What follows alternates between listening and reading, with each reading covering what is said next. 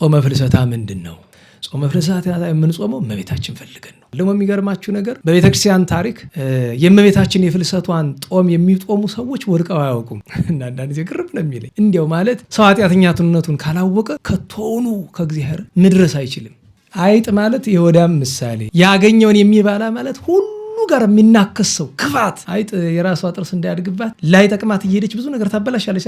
ጥርሷ ማደግ ስለማያውቀው የሷን ጥርስ ለመሞረድ የሰው ንብረት ስታጠፋ ትውላለች አይደል? የኛ ፍላጎት ማለቂያ ስለሌለው አይደል በዚህ ቤተክርስቲያን መከራ ውስጥ የገባች። ከጾመ ፍልሰታ ጋር ተያይዞ መነግራችሁ እመቤታችን ማግኘት ከሆነ የምንፈልገው ከሆነ ፍላጎታችን ለእመቤታችን ደስ የሚያሰኝ ነገር እናደርግ። ደስ የሚያሰኛት ነገር ምንድነው? ደስ የሚያሰኛት ጾም፣ ጸሎት፣ ምስጋና፣ ስግደት። ከምንም በላይ እመቤታችን የሚያስደስታት ምንድነው ቢሉ ምጽዋት።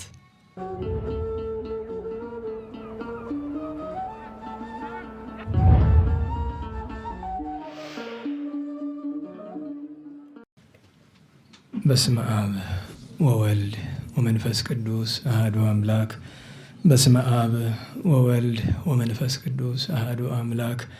በስመ አብ ወወልድ ወመንፈስ ቅዱስ አሐዱ አምላክ አሜን። ይትባረክ እግዚአብሔር አምላከ እስራኤል ወአምላከ አበዊነ ቅዱሳን ዘተሳሃለነ ወገብረ መድኃኒተ ለሕዝበ ዚአሁ። ይቅር ያለን ለወገኖቹ ለምእመናን መድኃኒትን ያደረገ የአባቶቻችን አምላክ እስራኤል ፈጣሪ ቸሩ እግዚአብሔር ከዚህ ሰዓት ከዚህ ዕለት ያደረሰን ቅዱስ ስሙ የተመሰገነ ይሁን። እንዴት ዋላችሁ? እንዴት ሰነበታችሁ? ቸርነት፣ ምሕረት፣ ይቅርታ፣ ርኅራኄ የባሕሪ ገንዘቡ የሆነ አምላካችን መድኃኒታችን ኢየሱስ ክርስቶስ ለአምላክነቱ እንደሚገባ ቅዱስ ስሙ በድጋሚ የተመሰገነ ይሁን። እመቤታችን ወላዲተ አምላክ ንጽሕት ቅድስት ድንግል እመብርሃን ማርያም፣ ቅዱስ መስቀል፣ ቅድስት ቤተ ክርስቲያን ያከበራቸው ቅዱሳን ሁሉ ስማቸው የተመሰገነ ይሁን። እንኳን አደረሳችሁ፣ እንኳን አደረሳችሁ። ቸሩ መድኃኔ ዓለም ጾሙን ጾመ ፍልሰታን የበረከት የአኮቴት የስርየተ ኃጢአት የፍቅር የአንድነት የሕይወት የመድኃኒት ያደርግልን። ከብርሃነ ትንሣኤዋ ከስብሐተ ዕርገቷ በቸር ያደርሰን።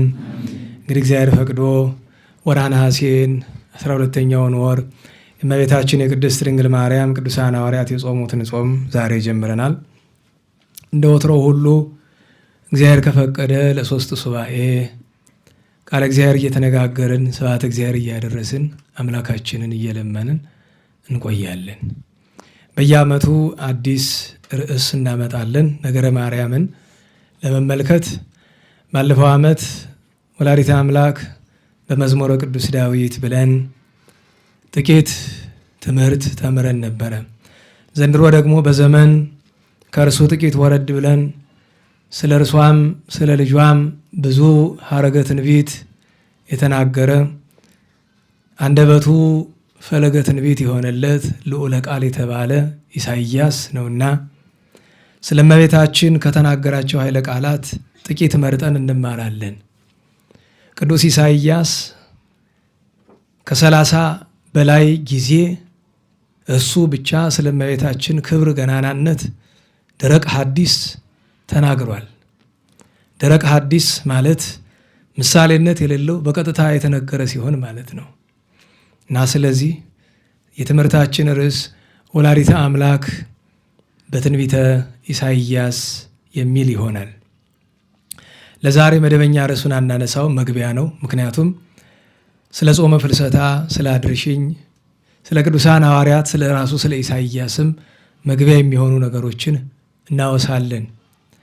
ለዚህ ዓመት ጊዜ ሲኖር በዜማ ጊዜው ሳይኖር ደግሞ ጥሬ ዘሩን እያነሳን የምንተረጉመው በየዓመቱ እያሰብኩት የምተወው ነው።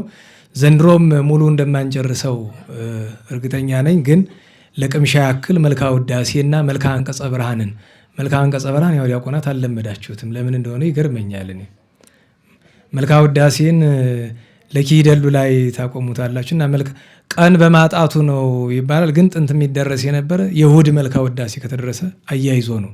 15 ቤት ነው። አንቀጸ ብርሃን 13 ቤት አይደለም፣ ሁለቱ መዝጊያዎች ናቸው። እና ዘንድሮ እግዚአብሔር ከፈቀደ መልክዓ አንቀጸ ብርሃንን ሙሉውን ወደ ኋላ ወደ መጨረሻ አካባቢ እናያለን። 15 ቤት ነው። መልክዓ ውዳሴ 2 ማንሻዎችን ጨምሮ 64 ስለሆነ ከ64 በኋላ ደግሞ ሌላ 2 የመጨረሻ ኃይለ ቃል ስላለው በአንዳንድ አንቀጽ 3ኛም ይጨምራል። በድምሩ ብንመለከተው 68 ወይ 69 ቤት ነው የሚሆነው። 15 ሲጨምሩበት 80 ምናምን ይሆናል እና ይህንን ሁሉ ተርጉመንም ማዚመንም ስለማንዘልቀው ከሰኞ ውዳሴ ማርያም ጥቂቱን ከማክሰኞ ጥቂቱን እያልን እስከ እሑድ እንሄድና መልክዓ አንቀጸ ብርሃንን ግን ሙሉን እንመለከታለን። እንግዲህ መልክዓ ውዳሴ መልክዓ አንቀጸ ብርሃን ምንድን ነው ካሏችሁ፣ መልክዓ ማርያም እናውቃለን አይደል? መልክዓ ኢየሱስ እናውቃለን አይደል? ልክ እንደዛ ቅዱሳን አባቶቻችን ስለ እመቤታችንና ስለ ጌታችን ፍቅር ምስጋናቸውን ለማብዛት ካላቸው ፍላጎት የተነሳ ውዳሴ ማርያምን ቅዱስ ኤፍሬም እንደደረሰ ሁሉ እነሱ ደግሞ ውዳሴ ማርያምን ተንተርሰው መልክዓ ውዳሴ ባለ 5 ቤት ግጥም የሆነ ቤት የሚመታ ጣዕመ ዜማ ያለው ማለት ነው። በግዕዝ በእዝል በአራራይ የሚዜም ዘንድሮ ያው በእዝል ነው። አምና በግዕዝ መሰለኛ ዜም ስብሐተ ፍቁር ነው የነበረ መሰለ አምና አይደል የተረጎመ። ስለዚህ ግዕዝ ስለነበረ አሁን እዝል ነው። መልክዓ ውዳሴ እና መልክዓ አንቀጸ ብርሃን በእዝል ነው። እንግዲህ 1 ወይ 2 ለማሳያ ያክል ነው እንጂ ወደ ዜማው ብዙ አንሄድም። ስለዚህ ዋናው ርዕሳችን ወላዲተ አምላክ በትንቢተ ኢሳይያስ የምንተረጉመው መልክዓ ውዳሴ ወአንቀጸ ብርሃን ወይ መልክዓ ውዳሴ መልክዓ አንቀጸ ብርሃን ይሆናል። ታምረ ማርያም መጨረሻ ላይ እንደወትረው እናነሳለን። ከሁሉ የሚቀድመው ነገር እግዚአብሔርን ማመስገን ነው። በእውነቱ መቼስ በልብ መታሰቡ በአንደበት መነገሩ ከፍ ከፍ ይበልና ሰማይ ምድርን የፈጠረ አምላካችን መድኃኒታችን ኢየሱስ ክርስቶስ እቺ 360 ቀን ምን ያህል ከባድ እንደሆነች ጥቂት ሰው ነው ሊያውቀው የሚችለው ይመስለኛል። አምና አድርሽኝ ብለን ነበረ። አድርሽን ነው። ይሄን አርግልኝ አታርግልኝ አይደለም። እሱ በሌላ ስፍራ ይለመናል። አድርሽን ነው። እንዴት? በእድሜ በጤና በልቡና በእድሜ ሳይሞቱ በጤና ያልጋ ቁራኛ ሳይሆኑ በልቦና ሃይማኖት ሳይክዱ ከምግባር ሳይወድቁ መድረስ ትልቅ ሀብት ስለሆነ ማለት ነው። ስለዚህ ከሁሉ የምናስቀድመው ይህንን ላደረገ ለቸሮ አምላክ በረድኤቷ በአማላጅነቷ በጣዕመ ፍቅሯ ይህንን ላደረገች እመቤታችን በረድኤት በአማላጅነት ላልተለዩን ለቅዱሳን ሁሉ ክብር ምስጋና ማቅረብ ነውና ክብር ምስጋና ለእርሱ እንደ አምላክነቱ እመቤታችን እንደ ወላዲተ አምላክነቷ ለቅዱሳን እንዳከበራቸው መጠን የተመሰገኑ ይሁኑ። ጾመ ፍልሰታ ምንድን ነው? በአጭር በየዓመቱ ይነገራል፣ ግን መሰረታችን ነውና ቃለ እግዚአብሔር ሳያውቀዋል ተብሎ ዲያቆኑ ተንሱን ያውቅታል ብሎ ተንሱ ሳይል አያልፍም። አይደለም ሁልጊዜ አሐዱ ሲባል እንሰማለን አይደል? በቅዳሴ ጊዜ ለምደውታል ለዝለለው ይላል ካህኑ አይልም። ለምን? ቃለ እግዚአብሔር ነው። ቃለ እግዚአብሔር ተለመደ ማለት ተበላሸነ ማለት ነው። እኛ ማለት ልማድ አደረግነው ማለት። ጾመ ፍልሰታ ለስም አጠራሯ ክብር ምስጋና ይሁንና ቅድመ ዓለም በልቦና በአምላክ ልቦና ታስባ ድኅረ ዓለም በነቢያት አንደበት ተነግሮላት እመቤታችን ከኢያቄም ወሐና ተወልዳ አድጋ በቤተ መቅደስ አምላክን በድንግልና ጸንሳ በድንግልና ወልዳ ተሰዳ ልጇን አሳድጋ ተሰቅሎ ሞቶ በሐዘን በመከራ ቆይታ ትንሣኤውን አይታ ኋላ ጌታችን አረገ ለኃጥአን ስትለምን ኖራ በ64 ዘመኗ አረፈች። ባጭሩ ቅዱሳን ሐዋርያት አባቶቻችን እግዝእትነ ማርያምን እንቀብራለን ብለው እያመሰገኑ ከመላእክት ጋር ሲሄዱ አይሁድ በክፋት በምቀኝነት ተተናኮሏቸው። በዚህ ምክንያት መልአኩ ከቅዱስ ዮሐንስ ጋር ነጥቆ በዕፀ ሕይወት ስር አኑሯት ቆይቷል። በኋላ ዮሐንስ ወንጌላዊ በዕፀ ሕይወት ስር እንዳይኖር 2 ነገር ይከለክለዋል። አንደኛ በአጸደ ስጋን ያለ በቋሚነት እዚያ ለመኖር ይቸግራል። ዋናው ምክንያት ግን ስራ አለው። ሁሮ መሃሮ ያለውን ቃል ያውቃልና ተመልሶ ሲመጣ ከጌታችን ቃል ኪዳን ተቀበለ። እመቤታችን ሊያያት ሲሻ ወይም በእኛ አማርኛ ስትናፍቀው እንዲያያት ፈቃድ ተሰጠው። ከዚያ ተመልሶ መጥቶ እመቤታችን እንዴት ሆነች አሉት። እንዲህ አላቸው እና ምን ይሻለናል አሉ። ጾመን እንለምነው 2 ሱባዔ እንለምን አላቸው። 2 ሱባኤ ለመኑ። የመጀመሪያው የፍልሰታ ምክንያት ይሄ ነው፣ ክቡር ሥጋዋን ለማግኘት።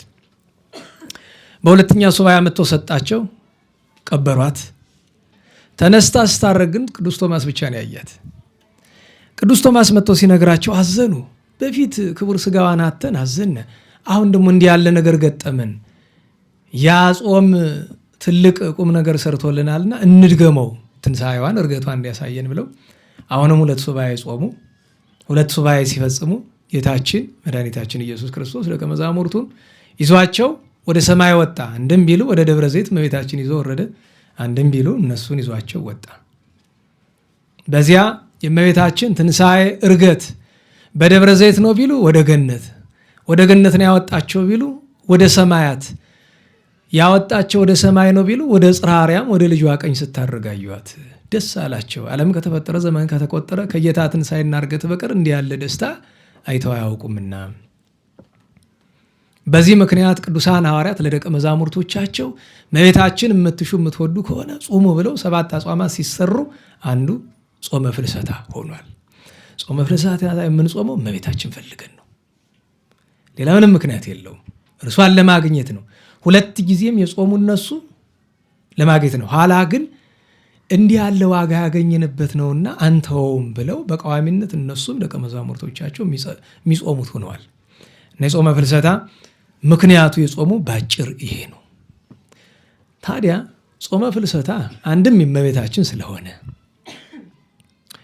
2ም ሰዎች ደካሞች ስለሆን አጭር ነገር መቼም ከረጅም መንገድና ከአጭር መንገድ የትኛውን ነው የምንመርጥ?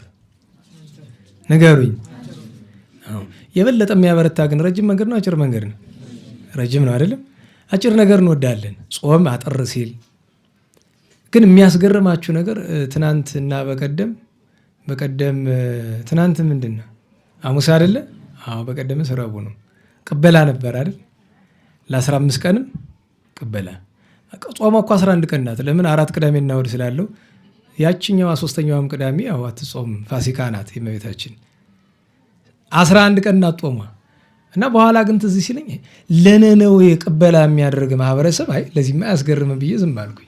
3 ቀን ለመጦም ሰኞ፣ ማክሰኞ፣ ረቡዕ የራሱ ነው የተለመደ ነው። ሰኞና ማክሰኞን ለመጦም ማለት ነው።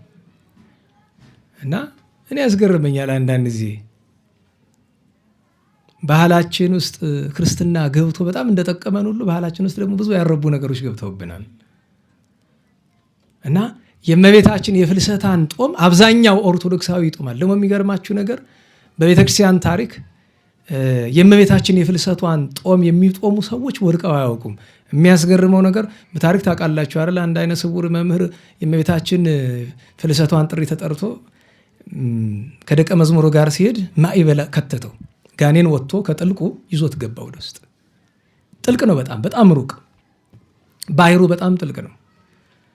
ከዛ እሱ ሂዶ አገር ደርሶ ሰው ጠርቶ እንደ ከተማ አይደለም ሩቅ ነው፣ እስከሚመለስ ድረስ የት ነው የገባሉት? ቀዳዳ ሰጠች። ዋናተኞች ዋና አዋቂዎች ቢገቡ ቁሞ እዛ ውስጥ ጥልቁ ደሴ ማርያም ይጸልያል። አሁን አስቡት፣ አስገራሚ ነገር ነው።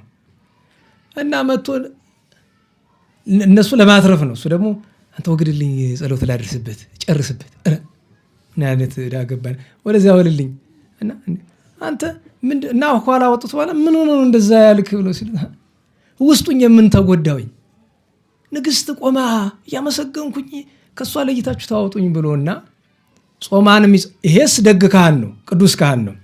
አንድ ዲያቆን ነበር። እንደማን ወይ እንደኔ ይሆናል ወይ አንዳንዶቻችን ይሆናል። ሽፍታ ነው፣ ሌባ የለየለት ሞላጫ የነበረ ምሽክ አድርጎ የሚሰርቅ አስባችሁታል? ዲያቆን ሽፍታ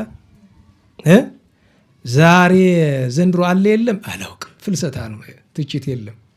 እና ዘወትር 2 ሙያ አለው። የፍልሰቷን 16ቷን ቀን እየጾመ ውዳሴዋን ይደግማል። እና ምን ይላታል? ንስሐ ሳልገባ እንዳትከይ። ለምን? ኃጢአተኛነቱን ያውቃል ማለት ነው። የሰው ልጅ እኮ በነገራችን በዚህ ዘመን ትልቁ የተጎዳነ ኃጢአተኛነታችን አላወቅንም። ማናችንም ቢሆን በተለይ አውደ ምሕረት ላይ ያለነ ማለት ነው። እና አንዳንድ ጊዜ ግርም ነው የሚለኝ እንዲያው ማለት ሰው ኃጢአተኛነቱን ካላወቀ ከቶኑ ከእግዚአብሔር መድረስ አይችልም። እና እንዲህ ያለ ሲለምናት ኑሮ በጣም ብዙ ስላበሳጫቸው የሀገሩ ሰዎች ተሰብስበው ያዙት፣ አሰሩት፣ ደበደቡት። አልወጣላቸው ስላለ በሰይፍ ቆራረጡት። ግን አይሞትም። አለመሞቱ ብቻ አይደለም፣ የስቃይ ስሜት አያሳይም። ዝም ብሎ ቁልጭ ቁልጭ እያለ ያቸዋል። ብዙ ጊዜ በባህላችን ቶሎ የማይሞት ምንድን ነው የሚባል? ድመት አይደል? ድመት የገደለ ምን ያወጣ ይባላል? ተዝካር። ጥሩ ነው። እስቲ ይሁን እና እንዴት ዋላችሁ? አንድ ሰው ምን አለኝ፣ እንዲያው አይጥ እያስቸገረ ወደ ቤተ ክርስቲያን እንዲያው ድመት እናስገባው ይላል። መጀመሪያ ቤተ ክርስቲያን ውስጥ አይጥ ገባ ማለት ምን ማለት ይመስልሃል? ትርጉሙ እኮ ሌላ ነው። አይጥ ቤተ ክርስቲያን ውስጥ ገባ ማለት አይጥ ምንድን ናት?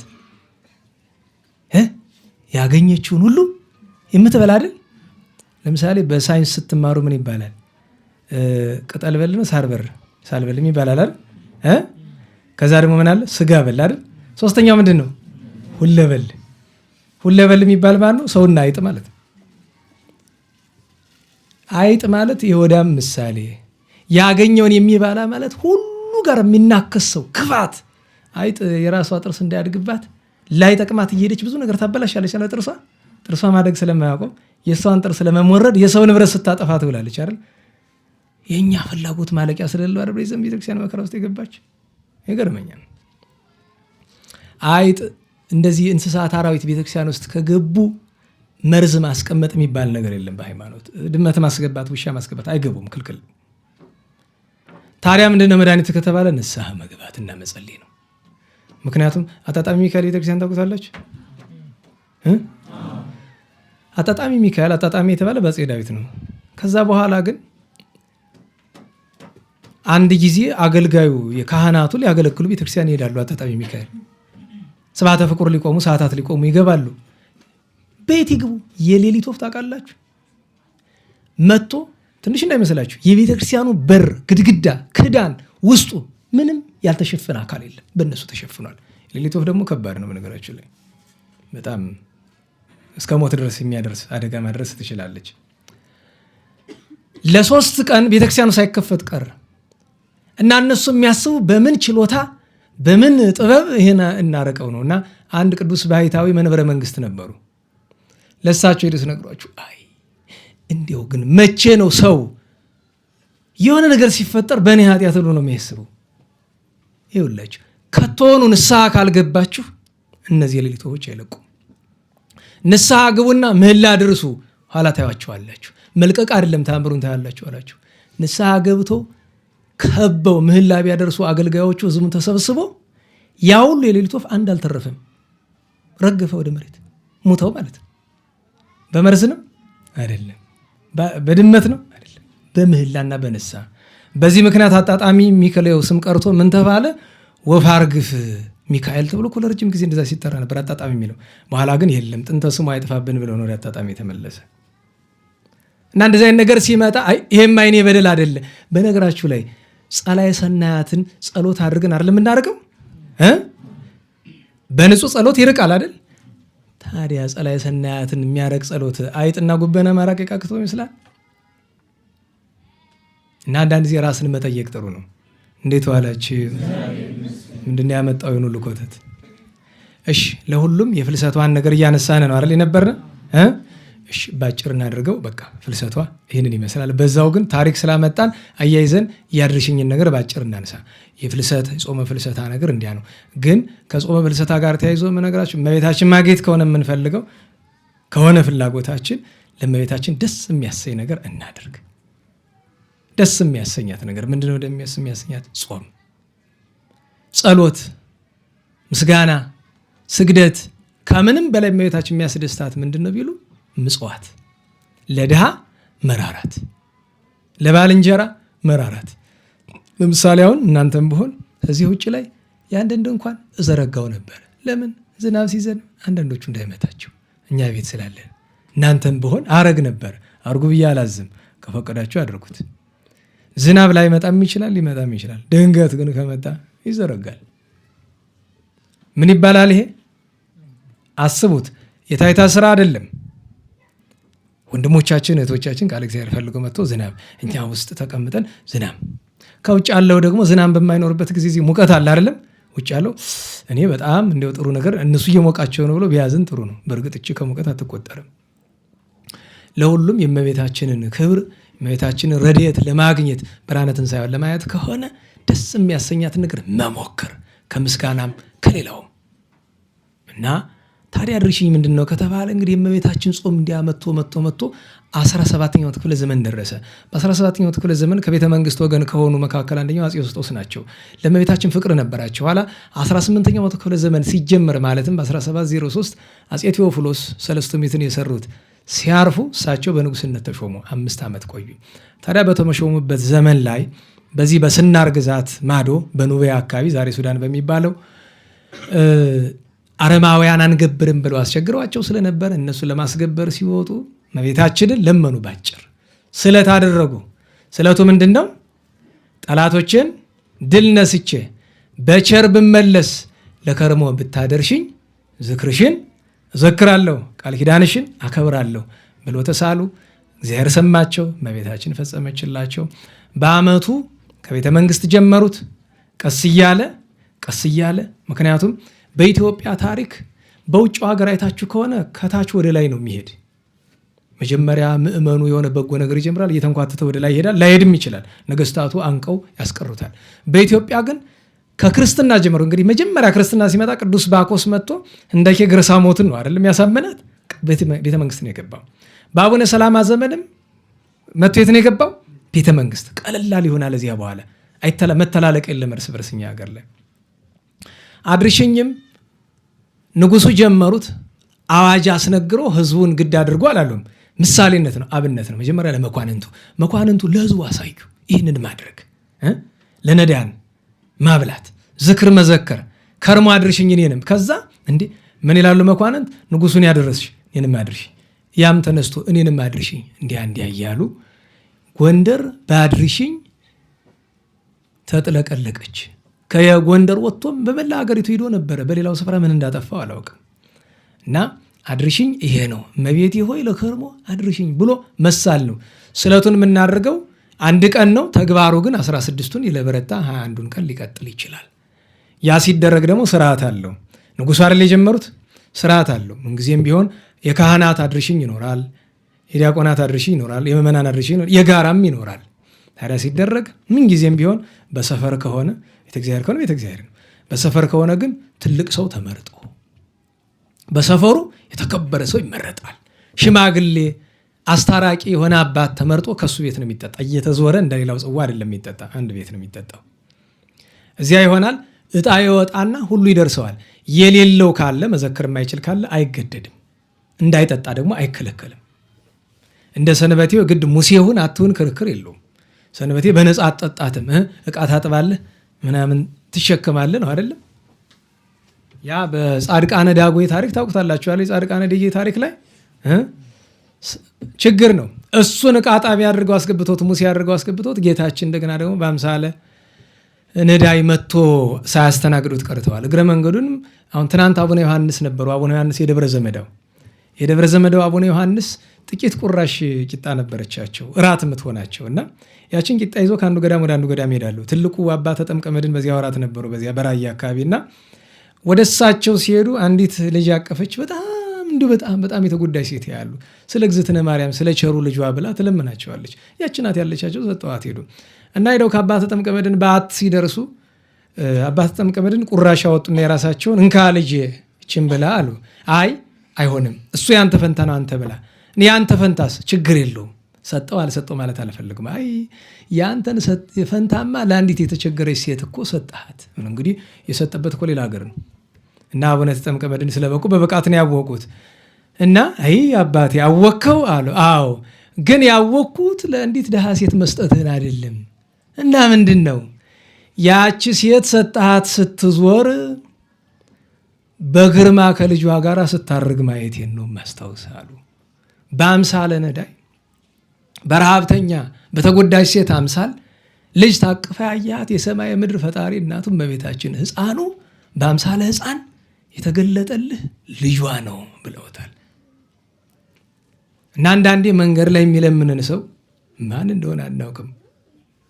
ከቅዱሳን ወገን ይሁን ያ ማለት መንገድ ላይ የተቀመጠ ሁሉ ቅዱስ ነው ብላችሁ እንድታስቡ አይደለም። እንዲያው ብቻ አናውቀውም። ለዛ ነው እስካለን ድረስ መስጠት ያለብን፣ እስከሚቻለን ድረስ ማድረግ ያለብን። ለምንድን ነው? መቼ እዛ የተቀመጠው ሰው የእኛን ምጽዋት ተቀብሎ ወደ ላይ የሚወስድ ማንኛውም ነዳይ መውሰድ ይችላል። በነገራችሁ ላይ እንድታውቁት የሚያስፈልገው ነገር የአንጢላሪዮስን ታሪክ ታስታውሳላችሁ አይደል? ቅዱስ አንጢላሪዮስ የአረመኔ የነበረው በሰማይ እመቤታችን ማርልኝ ብላ ስትካሰስ አጋንንት አይሆንም ሲሉ መላእክትም ግራ ሲጋቡ በመካከሉ ጌታ ምንድን ያለ? አይ በቃ ያ ድሃው መጥቶ ይመስክር አለ። ለዚያ ነው ነዳያን ምንድን ናቸው? ምስክሮች ናቸው። ይመስክር አለ። ያን ድሃ መጡት። ምክንያቱም አጋንንት ምንድን ነው ክርክራቸው? አለመጸወትም መጥቶት ነው። እውነትም መጥቶት ነው እኮ አጋንንት እውነቱ ነው ሳይሆን እመቤታችን የሰው ልጅ በምክንያትም አለምክንያትም መዳን ነው የምትሻ። ሊመታው ነው ሊሰጠው አይደለም የሚያወረወረ ታወቃል እኮ ግን በምክንያት ላድ ነው ብላ ነው። ያ ድሃ ሲመጣ ድሆች በምድር አስቸጋሪዎች ናቸው ማለት ናቸው ወይ ነን ሁሉም ያስኬዳል። እና ገና ሳይጠየቅ ኦ ባእል ትማልም ዘአጽገብከኒ አምጽኡ ከኑዜ ትናንት ከራብ የታደከኝ አብልተ ያጠገብከኝ ደግሞ እዚያ መጡ ብሎ አለ። ኋላ ጌታ ምን አለው? መታህ እንጂ መች መጸወተህ ብሎ አለው። ኢታውቀኒ ረሃብ ደሜ የምጽና ረሃብ፣ በጣም ርቦኝ ስለነበረ ደሜ እንደፈሰሰ እንኳ አላስታውስም አለ። እና በእውነቱ ምጽዋት ጥሩ ነው። ይሄ ምጽዋት ስቦ ያመጣኛል ዛሬው። ምክንያቱም ዘመነ ምጽዋት ስለሆነ አሁን ምጽዋት በጎ ስንቅ ስለሆነ ነው። እና አድርሽኝ ከዚያ ትልቅ ሰው ቤት ነው። የአድርሽኝ ስርዓት ምንድን ነው ከተባለ አንደኛ በሰርክ ሰዓት ነው የሚገናኙት። ሰፈር አካባቢ ነው፣ ርቆ አይኬድም። እዛው አካባቢ ነው የሚደረግ። ጸሎት ይደረጋል። ብዙ ጊዜ ካህናት ስለማይገኙ ትምህርት አይኖርም። ብዙ ጊዜ በባህላችን የሚገርመው ነገር ካህናት፣ ዲያቆናት፣ መምህራን ስለማይገኙ አድርሽኙ ስለሚበዛ ነው ብዬ አላስብም። ካህናት ቢበተኑ ለሁሉ አድርሽኝ መድረስ ይችላሉ። ዲያቆናት ብንሄድ መድረስ የምንችል ይመስለኛል። እና እዚያ ትምህርት አለ።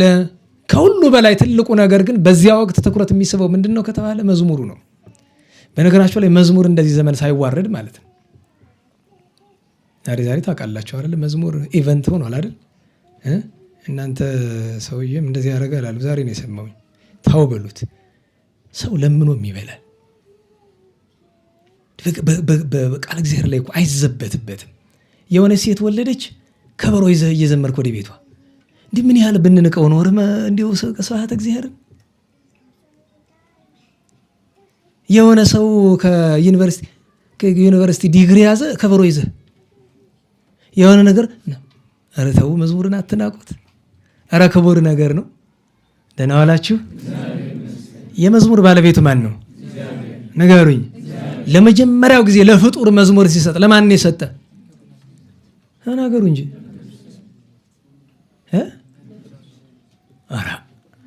ኧረ ታጥቦ እንትን ለቅዱስ ዳዊት እስከዛ ድረስ እግዚአብሔር ተመስግኖ አያውቅም።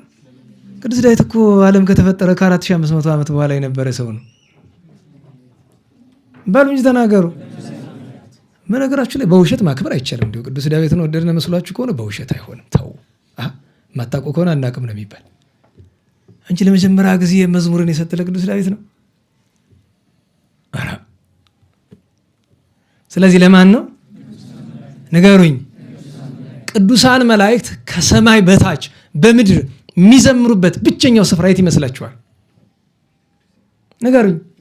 ቤተ ክርስቲያን። የሚገርማችሁ ነገር አንድ ፍንጭ ልስጣችሁ። ከሰው ቤት እየሄዱ መዘመር የሐሰትም ቢሆን መዝሙሩ መዘመር የጀመሩ አጋንንት ናቸው። በቅዱሳን ገድል ተመልከቱ። በእነ አባ መቃርስ በእነ ቅድስት ሳራ ገዳማዊት ሊያስቷቸው ሲፈልጉ እየሄዱ ከበዓታቸው በር ላይ ይዘምራሉ። ለምን? መላእክት ከኔ በር መጥተው ዘመሩልኝ በቅቻለሁ ብለው እንዲያስቡ መላእክትን መስለው ማለት ነው። በሐሰት ሂደው ከሰው ቤት ሂደው መዘመር የጀመሩ አጋንንት ናቸው። ያውም ካላፊ አግዳሚ የተራሰው። በነገራችሁ ላይ እንኳን ይቅርና ሰሞኑን እኒያ መምህር እኒያ ትልቅ ሰው ሲመጡ አቀባበል ተደርጓል። አንዳንድ ደግ ሰዎችን ነገሩ ቅር አሰኝቷል። ክፉ ልማድ እንዳይሆን እዚሁ ላይ ይገታ። እውነቴን ነው። ሊቀ ሊቃውንት ሲመጡ አቀባበል እሳቸው አልፈለጉትም። እሳቸውን የሚያስነካ ምንም ነገር የለውም። አድራጊዎቹ ግን ያደረጉት ነገር ጥንቃቄ ይፈልጋል። አዎ ነገ ከነገ ወዲያ እንደዚያ ይመጣል። በጣም ከባድ ነው እንድታውቁት። በቤተ ክርስቲያን ታሪክ በዝማሬ የተቀበሉት ታላቁ መቃርስ ነው። መጀመሪያ አጋንንት ሊዘምሩለት ሞከሩ፣ ዞር በሉ አላቸው። ኋላ ግን ታስታውሱ እንደሆነ የመጋቢት 13 ስንክሳር አለ አይደል? ከዚያ ከስደት ቆይቶ ተመልሶ ሲመጣ እንዲዘምሩ ያደረጋቸው ማን ነው? ከአርባዕቱ እንስሳ አንዱ ኪሩብ በደመና ላይ ሆኖ አባታችሁ መቃርስ መጥቷልና ውጡ እያመሰገናችሁ ተቀበሉት ብሎ ታዘው ነው ያደረጉት። 50,000 መነኮሳት። መዝሙርን አንናቀው፣ አናዋርደው ባካችሁ፣ ክቡር ነገር ነው። ይኸውን የፍልሰታ መዝሙር ኦ ማርያም አለ አይደለም? ከቻላችሁ ለብቻችሁ ስትሆኑ ዘምሩት። በዚህ መዝሙር ኦ ማርያምን እየዘመሩ እመቤታችን በገሃድ ትመጣለች እኮ። እውነት ነው። በነገራችሁ ላይ በጣም ያስለቅሳል። ውስጥ እኮ ስለ ለምበር ነው፣ ምንም አይመስለን። ከንፈራችን ብሎ የሚንቀሳቀስ አይደለም እንዴ? ሁለቱም እኮ ብዙ አንቀጽ ነው ያለው። በነገራችሁ ላይ በጣም ብዙ ነው። እቺ ሁለቱ አንቀጽ እንኳን እኛ መርጠን የምንዘምራት ሁለቱ አንቀጽ እንኳን ኦ ማርያምና ሶስትነት ባለው ውስጥ እኮ የሚያስለቅስ ነገር አለው። እና በእውነቱ እንኳን ሌላ ቅዱሳት መጻሕፍትን በማንበብ ለምሳሌ ትንቢተ ኢሳይያስ ሲነበብ እኮ ከንጀት ከሆነ ኢሳይያስ አይቀርም እኮ። እና በእውነቱ እናቶቻችን እንኳን የነበራቸው አስባችሁታል? መዝሙር ለመዘመር ሲያስቡ ደግሞ ኢቨንት ላይ ጭራሽ እየሄድኩ በሆነ ቀራቀምቦ ነገር በቀደም እኒያ ካህን ያሉትን ሰምታችሁ የለ? በእኛ ዘመን ተክሊል ሲደርስ የሁሉ ውካታ ከበሮ ይዘ እንዲህ መዛለል አልነበርም። በቃ ተክሊልና አደረክ ጸጥሎ ቤት መሄድ ነው። ስጋዊ ከሆነ እዛው የባህል ዘፈን ተሰብስበው ይዘፍናሉ። በተክሊል ሰበብ የሚደረገው ነገር መዝሙርን እኮ ያዋረድንበት ቅጥ እኮ። በነገራቸው ላይ የመዝሙር ቦታው ቤተክርስቲያን ናት። ቤተክርስቲያን ናት። ሰዎች ምን ብለው ያስባሉ? እግዚአብሔር በሁሉ ቦታ አለ። እንዴት ዋላችሁ? እግዚአብሔር በሁሉ እኮ ቦታ ካለ ለምን እዛ ሄደህ አትቀድስም? ነና ዋላችሁ? እግዚአብሔር በሁሉ ቦታ ካለ ለምንድን ነው ጫማ ለብሰህ የምትሄድ? ቤተክርስቲያን ጫማ የምናወልቅ ስለ እግዚአብሔር ክብር አይደለም? እስቲ አስፋልቱ ላይ ጫማ ወልቀህ ሄድ። እግዚአብሔር በሁሉ ቦታ አለ። አንተ ክፋት ነው? በሁሉ ቦታ አለ። መዝሙርን እንኳን ቅዱሳን ሊቃውንት አባቶቻችን መምህራን ያከበሩትን ያክል መዝሙርን ማክበር ባንችል እንኳን አልተማሩም የምንላቸው እናቶቻችን ባከበሩበት ልክ እንዴት ማክበር አቃትን? እንዴት መዝሙርን ከአጋንንት ጋር መታረቂያ አደረግነው? ከእግዚአብሔር ጋር መጣያ እኮ አድርገነዋል። እናቶቻችን ግን ቢችሉ በባዶ ሆዳቸው ባይችሉ 3 ጉልቻ አስቀምጠው ውሃ ለብ አድርገው ወገባቸውን ታጥቀው በጉልበታቸው ተንበርክከው አመድ ላይ ሙልሙል ደንጊያ ይዘው ደረታቸውን እየደቁ ሙሉ ሌሊት እንቅልፍ ሳይተኙ አመድ ለብሰው አመድ ተንተርሰው ነው የሚዘምሩት እንጂ ተቀምጦ አይዘምሩ። ኦ ማርያም ተቀምጦ የሚዘምር እናት አታገኝም። ለምስክርነት ጥቂት የቀሩ አሉ፣ ጎንደር የተወሰኑ ዋኖቹ እስካሁን ግን ያልተቋረጠ አክሱም ሄደ። እስኪ እናቶች ሽማግሎችን እያቸው እንዴት ሲሆኑ እንደሚያድሩ ከቅዱሳን ያላነሰ ቅድመ እግዚአብሔር መድረስ የሚቻለው ልመናን ያላቸው። ይህን ማስተዋል ይገባል። እና መዝሙርን አናርክሰው ባካችሁ። በጣም ነው እኔ ማዘን። ምክንያቱም እውነቴን ነው። አንዳንዱ ነገር ምን ያደርግልናል ቢቀርስ? ፈርቶ መተው እኮ አንድ ነገር ነው። ስጋው ደሙን መቀበል ያጸድቃል አያጸድቅም? በድፍረት ከሚቀበለው ግን ማን ይሻላል? ያልተቀበለው ይሻላል። ቢያንስ ፈራያ እግዚአብሔር ከሆነ ያቺ በልጅነት የተቀበለች ስጋው ደግሞ ትጠፋለች? አጠፋም። ያን ብላችሁ እንዳትቆርቡ አይደለም፣ መቆረብ ይገባናል። በድፍረት ከሚቀበለው ግን ፈርቶ የቀረው ይሻላል። እና ትልቁ ነገር አሁን አድርሽኝ ላይ መዝሙሩ ነው። እመቤታችን ማመስገን፣ ነይ ብሎ መጥራት፣ ነይ ብሎ መጥራት። ሰዓታቱ፣ ኪዳኑ፣ ታምሩ፣ ስብሐተ ነጉ፣ ትርጓሜው፣ ቅዳሴው፣ መላው ጸሎቱ፣ ይህ ሁሉ ለእመቤታችን ፍቅር የሚቀርብ ነው እና አድርሽኝ ባጭሩ እንደዚያ ነው። ወደፊት ደግሞ ጊዜ ካለን ሌላ ጊዜ ደግሞ እንነጋገርበታለን። እግዚአብሔር ስለ ሁሉም ነገር የተመሰገነ ይሁን። አሁን ወደ ኢሳይያስ ልዑለ ቃል እንለፍና ትንቢተ ኢሳይያስን ወላዲተ አምላክ ወይ ትንቢተ ኢሳይያስ ስንል ምን ለማለት ነው? ወላዲተ አምላክ ብለን ስንል እመቤታችን ድንግል ማርያምን ልንጠራበት ከምንችላቸው ስለ እመቤታችን አባቶቻችን እመቤታችን ከጠሩበት 100 በላይ የቅድስና ስሞቿ መካከል በጣም የሚበልጠው ስሟ ይሄ ነው፣ ወላዲተ አምላክ። የአምላክ የእግዚአብሔር እናት ወላዲተ አምላክ፣ አምላክን በድንግልና ጸንሳ በድንግልና የወለደች ወላዲተ አምላክ። ምክንያቱም ትልቁ ክብሯ እሱ ነው። ሁለተኛው ትንቢተ ኢሳይያስ ነው። ትንቢት ዋናው ወደፊት ገና የሚደረገውን ነገር መረዳት ሲሆን ትንቢት ነገር ግን አልፎ የተሰወረውንም ሊሆን ይችላል። ነቢያት አልፎ የተሰወረውንም ይናገራሉ፣ በዘመናቸው ያለውንም ይናገራሉ፣ ወደፊት ገና የሚደረገውንም ይናገራሉ። ኢሳይያስ ለየት የሚያደርገው ልክ እንደ ቅዱስ ዳዊት ምንድነው? ብዙ ደረቅ ሐዲስ ተናግሯል። እዚህ በፊት ታስታውሱ የለ በዳዊት መዝሙር ላይ መዝሙር 2 ለምን ታንገለጉ ምንድነው? ደረቅ ሐዲስ ጠፈፍ ያለ የሐዲስ ኪዳን ንግግር ሳይደረግ ከሺህ ዘመን በፊት እንደተደረገ ሆኖ እየታየው እንደ መዝሙር 8 እግዚኦ እግዚእነ፣ እንደ መዝሙር 109፣ እንደ መዝሙር 44 የመሳሰሉት እንዲያ ይባላሉ ደረቅ ሐዲስ። በትንቢተ ኢሳይያስ ሙሉ ምዕራፍ ከሆነ እንደ ትንቢተ ኢሳይያስ ምዕራፍ 53 ያለ ሕማሙን ሞቱን ቁልጭ አድርጎ የተናገረበት ደረቅ ሐዲስ አለ። ከዚያ ውጭ ስለ እመቤታችን ብዙ ሙሉ ምዕራፉም ባይሆን ኃይለ ቃሉ ቁልጭ አለ። በትርጓሜ በምን ሳይሆን ቁልጭ አለ ፊት ለፊት የተነገረ ብዙ ደረቅ ሐዲስ ስለ እመቤታችን ተናግሯል። እና ትንቢት ማለት ገና እመቤታችን ድንግል ማርያም ሳትወለድ ከ700 ዓመት በፊት የነበረው ኢሳይያስ እግዚአብሔር ገልጦለት የተናገረውን ስለ ማለት ነው። ታዲያ ባጭሩ ኢሳይያስ ማን ነው? ለምን ይደሎ ለዚህ ያነብብ ቅድመ ይዝከር ስሙ ለባለ መጽሐፍ። የሚያነብ የሚያስተምር ሰው መጀመሪያ ጸሐፊው ማን ነው ብሎ ይጠይቅ። ኢሳይያስ ከአበይት ነቢያት አንዱና ቀዳሚው የመጀመሪያው ነው። 66 ምዕራፎች ያሉት ትንቢት ተናግሯል። ከዳዊት ቀጥሎ በትንቢት ሐረግ ትልቅ ወይም ብዙ ኃይለ ቃል የተናገረ ቅዱስ ኢሳይያስ ነው። ወላጆቹ አባቱ አሞጽ ይባላል። ወልደውት እኛ ዛሬ በ40 በ80 ስም እንደምናወጣ እነሱ በ8 ቀን ቤተ ግዝረት ሲገቡ ሕፃን ሲያስገዝሩ ስም ያወጣሉና ማን እንበለው ብለው ተነጋገሩ።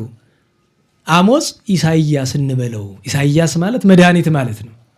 ነገር ግን እስኪ ነቢያት ካህናት ምን እንደሚሉን እንስማ ብለው የልባቸውን በልባቸው አድርገው ሄደው ነቢያት ካህናትን ማን እንበለው ይሄን ልጅ አሏቸው። መንፈስ ቅዱስ አናግሯቸው ኢሳይያስ በሉት ብለው አሉ። ኢሳይያስ መድኃኒት የተባለ እንደ ኢያሱ ጠላት አጥፍቶ ርስት አውርሶ ነውን? አይደለም። እንደ መድኃኒታችን ኢየሱስ ክርስቶስ ደሙን ቆርሶ ስጋውን ቆርሶ ደሙን አፍሶ ነው? አይደለም። መድኃኒት መባሉ በትምህርቱ ያድናልና በመምህርነቱ በነቢይነቱ ያድናልና በትምህርቱ በትንቢቱ እንዲጠቅም አውቀው ኢሳይያስ ብለውታል። ከነቢያት ሁሉ ለየት ያለ ስራ አለው። በ5 ነገስታት ትንቢት ተናግሯል። በኦዚያን፣ በኢዮአታም፣ በአካዝ፣ በሕዝቅያስና መጨረሻ ላይ እሱም በገደለው በምናሴ ዘመን ማለት ነው። በመጀመሪያው ንጉስ ከእግዚአብሔር ይልቅ ንጉሱን ፈርቶ ኦዚያንን ቅጣት ደርሶበታል። የለምጽ ቅጣት በኋላ እንደርስበታለን። ስንደርስበት ነገረ ማርያም ውስጥ ስላለው እናነሳዋለን። ኢሳይያስ 6 ላይ ያለውን እንደዚህ ያለ ጉዳት አግኝቶታል። ኋላ ግን ሲመለከተው ወምዝ በአመተ ሞተ ኦዚያን ንጉስ ሪክው ለእግዚአብሔር ይላል አይደል? ልብ በሉ። እግዚአብሔርን ምን አልኩት ነው? አየሁት ነው። እግዚአብሔርን ካየህ በኋላ ሰው የምትፈራ ይመስልሃል? እንዴት ዋላችሁ? አንበሳ በአካል እንደው ወስጄ ባሳየ እኔም ድሮ አይተናል ልጅ እያለን ግን በአካል ወስጄ ባሳየህና በጣም ቢያስፈራ አንበሳ ካየህ በኋላ ድመት ትፈራለህ? እንዴት ዋላችሁ? እኛ ሰው አብዛኛው ሰው አይጥ ይፈራል አይደል? አይጥ በቀደም እንኳኳል ትሲ ማንኮ ምን ሆነ ሲሉ ጉበናው እቤት ሊገባ ነው። ተው እድሜ ልኩን በሱ ነው የሚኖር። ምንም ተው ቤተ እግዚአብሔር ቢሆን ነው የሚያሳስብኝ። የግለሰብ ቤት ዞሮ ዞሮ ከጉበና ያልተሻለ ስለሆነ ታዲያ በባህል ምን ይባላል? ሸረሪት አትግደሉ ጉበና ግደሉ ሲባል ሰምታችሁ ታውቃላችሁ? እኛ እኮ ባህሉ የነልበት ብዙ አይደለም። ለምንድን ነው ሲባል ሸረሪት እመቤታችን ተሰዳ እያለ በድሯ ሸፍና የሄሮድስ ጦር እንዳያያት አድርጋለች። እንዲህ ያለ ታሪክ በቤተክርስቲያን የለም። ቅንነታቸውን ግን አደንቃለሁ። እኔ የለም ከምል እኔ አልተማርኩም። እንዲህ ያለ አላገኘሁም። አባቶችም ከመጻሕፍትም አላገኘሁም። እና በዚህ ምክንያት ሸረሪት አትገደልም። ጉበናሳ በነገራችን ላይ ጉበና ሂዶ ተመልክታችሁ ከሆነ አንገቱ ምን ይላል አይደል? እንዲህ ማለት የጀመረ የሄሮድስ ሰራዊት ሲመጣ እመቤታችን ያለችበትን ለማሳየት ነው መለውና ነገሩ ያው በባህል ውስጥ ያለ ልማድ ይመስለኛል እንደዛ። እና በእርግጥ ጉበና እባብ የመሳሰሉት ሲያቸውም ደስ አይሉ፣ በእውነቱ ደስ አይሉ። እባብ ነው ወትሮም እንደምታውቁት ችግር ነው፣ ሲጠላት ማደሪያ ነው። በመጽሐፍ የተጠቀሰ ነው የሱ እንኳን። እንዴት ዋላችሁ? እና የኢሳይያስ ነገር ነው አይደለ ወደዚህ ወጥቶ ያመጣን እና ልዑለ ቃል ኢሳይያስ በእነዚህ በቅዱሳን ከመካከል እንኳ ቅድስና ያለው ኢሳይያስ ማን ነው? ሕዝቅያስ ነው። ግን በእነዚህ በአምስቱ ነገስታት ዘመን ሲኖር አልፈራም። በመጀመሪያው ፈርቶ ነበረ። በአራቱ ነገስታት ግን ቀጥሎ የሚገርማችሁ እንኳ ሌላ በጻድቁ ንጉሥ በሕዝቅያስ ዘመን ሞት ሲመጣ በሕዝቅያስ ላይ እድሜው ተከፍሎ ሊሞት ሲል ትንሽ ትቢት። ምክንያቱም ኢሳይያስ ምን ብሎ ትንቢት ተናግሯል? በኋላ እንመጣበታለን። ና ወደ ድንግል ጸንስ ያንን መጥቶ ሲሉት ያንን ሲቀበላቸው ያንን ብላችሁ ሀተታው በኋላ ስለመጣበት ነው። ከቀናት በኋላ ኢሳይያስ ቀጥ ብሎ ነው የመጣ ቤተ መንግስቱ። ጋሻ ጃግሬ ምናምን ዞር በል ነው፣ አልፈ መግባት ነው። ገብቶ ሕዝቅያስ ትሞታለህ አነሱት። ኧረ ትንሽ ናታን ቅዱስ ናታን ዳዊትን ያናገርበታል። ትንሽ እንዲያው በአገርህ እንዲህ ተደርጓል ምናምን ዞር ወራል አይደል? ኧረ የለም ትሞታለህ፣ ቤትን ስራ አዘጋጅ፣ ትሞታለህ። እንደዚህ አይነት ነው። ምናሴም ጣዖት ሲያቆም እና ልጁን ለጣዖት ሲሰዋ ንጉሱ ምናሴ በኋላ ንስሐ እስከሚገባ ድረስ ፊት ለፊት ተጋፈጠው። ለዛ አይደል በመጋዝ አሰንጥቆ በኩላብ አሰቅሎ የገደለው። ኢሳይያስ ምን ይባላል? መምህር ወመገስጽ ዘያደሉ ለገጽ ይባላል። እንዲህ አለ ብዙ ሀብተ ትንቢት የተሰጠው ብዙ ተአምራት አድርጓል። ፀሐይን 10 ማዕርግ ወደ ኋላ የመለሳት ማን ነው? ቅዱስ ኢሳይያስ። ከደረቅ መሬት ላይ ውሃ ያፈለቀ ማን ነው? ቅዱስ ኢሳይያስ።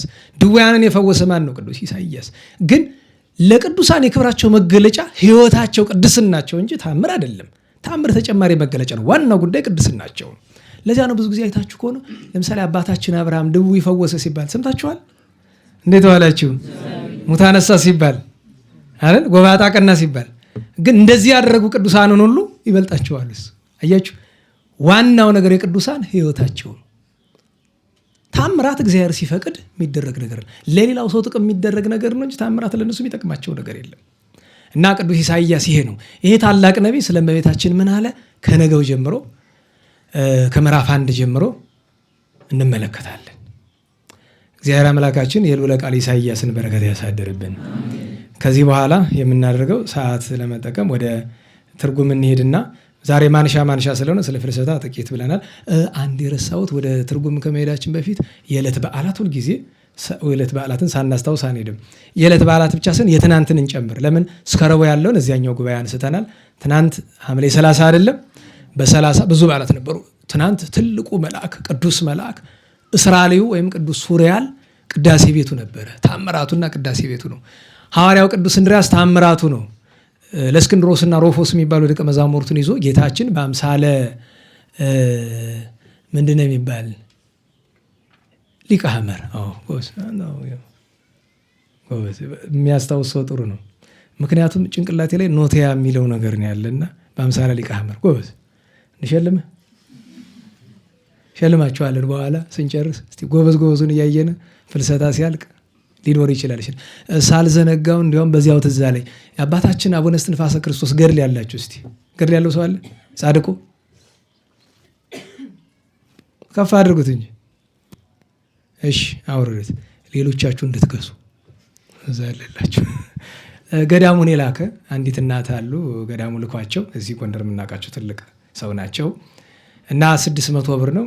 ምናልባትም ለእኔ በጣም ርካሽ ነው። ለእኔ ማለቴ በዚህ ዘመን ገንዘብ ስለሞተ ብዬ ነው። 600 ብር ነው።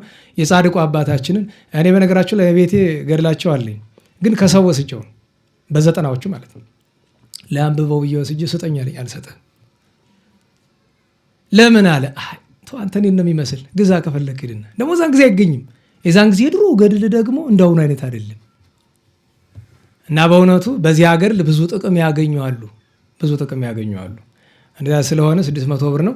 ዛሬ ብቻ ሳይሆን ያው በሚመቻችሁ ቀን ከዛሬ ጀምሮ አለ ወንድማችን ቴዎድሮስ ከሱ ጋር ያለ ከቴዎድሮስ መውሰድ ትችላላችሁ። በአጋጣሚ ትዝ ካለን ለሁሉም ቅዱስ እንድርያስ ትናንት ነበረ። ሌላኛው ትልቅ በዓል ቅዱስ ጢሞቴዎስ ፍልሰቱ ነው። ቅዱስ ጳውሎስ የሚባል ታውቃላችሁ አይደል? ጊዜ በየዓመቱ ስሙን የምንጠራው በጣም ምጽዋት ከመውደዱ የተነሳ ሀብት ንብረቱን በሙሉ በምጽዋት ጨረሰና የሚመጸውተው ቢያጣ ልጆቹን ጠርቶ ሸጣቸው። ግን በፍላጎታቸው ሽጧቸው መጸወተ። ግን የሚሸጣቸው ለማን ነው? ለገዳም ነው። ለአረመኔ ሰው አይደለም የሚሸጣቸው፣ ለገዳም ነው። በዛው እንዲመነኮሱ። ለምን? መነኮሳት እንዲሆኑ ነው ያሳደጋቸው። አሁንም ያለቀ ምጽዋት ገንዘብ ማን ቀረች? የሰውዬ ወደ እኔ ሊመጣ ነው ብላ መቼም መሸሽ የለም አይደል? እሷ ደስ ይለኛል አለችው። እሷን ወስዶ ከደናግል ገዳም ሸጣት። የሚመጸውተው ቢያጣ እሱ ራሱ ሄዶ አበምኔቱን ግዛኝ ይለዋል። ምንድነው የምገዛ? እኔን ራሴን ባርነት ባሪያ አድርገህ ግዛኛለሁ። መንፈስ ቅዱስ ያደረበት ነው። አበምኔቱ ገብቶታል። እገዛሃለሁ። በምን ያክል? በዚህ ያክል ወቄት አምጣ፣ ግን ታገሰኝ፣ ለነዳይ ሰጥቼ ልምጣ። ለነዳይ አካፈለ። ገብቶ ጌታዬ አሁን ምንም የቀረኝ ነገር የለም፣ ወደ አንተ መጥቻለሁ፣ ተቀብያለሁ አለ። ባለቤቱ ራሱ ወርዶ ማለት ተቀብያለሁ፣ ግባ። እንዲህ ያለ ቅዱስ አሁን ለዚህ ዘመን ሰው እብደት ነው የሚመስል አይደል? እንዴት ልጁን ይሸጣል? ይሄ ሰብአዊ መብት ምናምን ትላለህ አይደል? በተባበሩት መንግስታት ድርጅት በምናምን አንቀጽ ትላለህ። ፍቅር ምን እንደሚያስደርግ አታውቀውም። እንኳን መንፈሳዊ ፍቅር የወለደ ያበደ አንድ ነው ተብሏል አይደለም? ሴት ወደድኩ ብሎ እንኳ የሚታነቅ ጉድጓድ የሚወረወራል አይደለም? አንዲት ወይዘሮ አየሁ ብሎ እንኳን መንፈሳዊ ፍቅር ይቅርና እና በእውነቱ ይሄ ቅዱስ ትናንት ዓመታዊ በዓሉ ነው። ሌላኛው ትልቅ በዓል ቅድም ስማቸውን የጠራሁላችሁ የደብረ ዘመዳው አባታችን ጻድቁ አቡነ ዮሐንስ በጣም ትልቅ ቅዱስ ነው። የሚገርማችሁ ነገር እሳቸው ያረፉ በ1499 ዓመተ ምህረት ሐምሌ 30 ቀን ነው። 1500 ምን ሊገባ ነው? 8ኛው ሺህ አይደለም። እሳቸው ባረፉ በ7ኛው ቀን ነው አፄ ናኦድ ያረፉት። አሁን በ7 የምናከብራቸው እና ምን አሉ ደቀ መዛሙርቶቻቸው? ልጆቼ ሰው ቢነገር አልሰማምና መላ በሀገሪቱ ያለ ክርስቲያን ይጠፋል፣ ያልቃል፣ ተጠንቀቁ፣ ጠላት ይመጣል አላቸው። ኋላ ነገ ቢሉ ዛሬ ቢሉ ነገ ቢሉ ዛሬ ቢሉ እንደማይመጣ ልባቸው ተዘለው ቁጭ ብሎ ከስንት ዓመት በኋላ መጣ? ከ21 ዓመት በኋላ። የሚገርማችሁ ነገር በተነገረ በ21 ዓመቱ ነው የመጣ መከራው። እና እኒህ ቅዱስ ሰው ብዙ ድንቅ ድንቅ ታምራት አድርገዋል። ከእመቤታችን ጋር ከፍ ያለ ፍቅር የነበራቸው፣ ስሟን የሚጠሩ ሲጠሯት ትመጣ ነበረ። እመቤታችን ታነጋግራቸው ነበረ። ሌላኛው ቅድም ስማቸውን የነገርኳችሁ የእሳቸው መምህር የነበሩት አቡነ ተጠምቀ መድኅን የጓሸውላ አይደሉም፣ ሌላ ተጠምቀ መድኅን ናቸው። እሳቸውም ዓመታዊ በዓላቸው አብሮ ይታሰባል። ብዙ ድንቅ ታምራት ያላቸው ናቸው። እሳቸውም አቡነ ሙሴ የዋልድባ ከሸዋ ከመንዝ ተነስተው በዋልድባ ገድል ከፈጸሙ ቅዱሳን አንዱ አቡነ ሙሴ ናቸው። ንግሥት ማርያም ክብረ አፄ ናኦድ ሚስት ትናንት እሷም ዓመታዊ የዕረፍት በዓሏ ደብረ ሊባኖስ መንና ገብታ ከቅዱስና ማዕረግ ከብቃት ደርሳ ነው ያረፈችው። ስለ ሃይማኖት ክብር አርዮሳውያን መናፍቃን ቤተክርስቲያን ውስጥ ሲገቡ አይሆንም ብለው ሁለት ብቻቸውን አጋዥ የሌላቸው ከሙሉ የአርዮስ ሰራዊት ጋር ተጋፍጠው ሁለት ወንድማማቾች መርቆሪዎስና ኤፍሬም መሬት ላይ ጥለው ረግጠው ገለዋቸዋል አይደለም? አዎ፣ ክርስትና እንዲያ ነው። በዘመነ አጸባ እግዚአብሔር ሁሉንም በረከት ያሳድርብን። እንግዲህ ዛሬ ኢያቄም ወሐና በ7 እመቤታችን ከመጸነሳቸው በፊት ትናንት በ30 ለተነገራቸው ትንቢት በመልአከ እግዚአብሔር ለተነገራቸው ነገር እግዚአብሔርን እንለምነው ብለው በዚህ ዕለት ስለሆነ የ7 ቀን ሱባኤያቸውን የጀመሩት ኢያቄም ወሐና ዛሬ እናስባለን። ነቢይት ቅድስት ሐና የፋኑኤል ልጅ በሉቃስ ወንጌል ምዕራፍ 2 ታሪኳ የተጻፈላትም ዓመታዊ በዓሏ ነው። ዛሬ በጣም ትልቁ በዓል ዮሴፍ ወኒቆዲሞስ ናቸው። ታውቋቸዋላችሁ? ዮሴፍ የት ነው ሀገሩ? አርማትያስ አይደል? ኒቆዲሞስ የማን አለቃ ነው? የአይሁድ። እነዚህ ሁለት ቅዱሳን ከ72 አርድእት የተቆጠሩ ናቸው። ይሄኛው በጣም ገንዘብ ያለው የአርማትያሱ ቅዱስ ዮሴፍ፣ ይሄኛው ቅዱስ ኒቆዲሞስ ደግሞ በጣም የተከበረ ዳኛ የአይሁድ አለቃ ነው። በሸንጓቸው ከሚያዙት መካከል አንዱ የሆነ ነገር ግን ክብራቸው፣ ገንዘባቸው እንቅፋት አልሆነባቸው። መጀመሪያ ተደብቀው ነበረ። ቅዱስ ዮሐንስ በወንጌሉ ተመልክታችሁት ከሆነ ብዙ ሰዎች፣ ብዙ ታላላቅ ሰዎች በጌታችን አምነዋል፣ ነገር ግን አይሁድን ስለመፍራት ራሳቸውን አልገለጡም ይልና እስመ ፈድፋድ ሐሰሱ ነው። ሐሰሱ እንኳን አይደለም። ስብሐተ ሰብእ ስብሐተ እግዚአብሔር፣ ከእግዚአብሔር ክብር ይልቅ የሰውን ክብር አስበልጠዋል አለ። ከነዚህ መካከል አምልጠው የወጡ ሁለቱ ናቸው።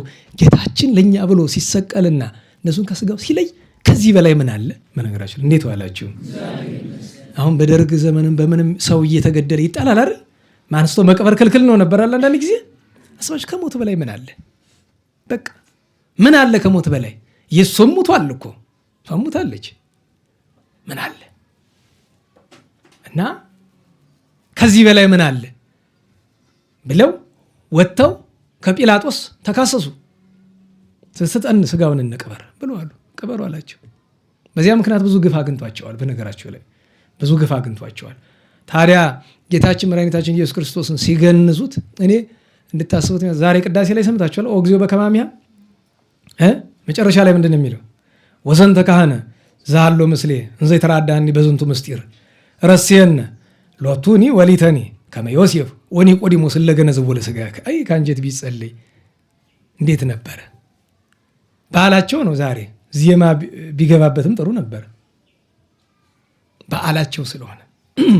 ምክንያቱም ከመስቀል ሲያወርዱት ችንካሩን ሲነቅሉ የክብራቸውን ደረጃ አስቡት። የአምላክን የፈጣሪን አካል እንደዚህ በጣት መንካት ምን ይረቅ። ለዚያ እኮ ነው ለስሞን አረጋዊ ስሞን አረጋዊ ያላለ ጌታችንን በ40 ቀኑ የታቀፈው ምን አለ? እስመ አቀፈ መለኮተ ወገሰሰ ነዶ እም ህጽኖ ወእስእም ህዶ።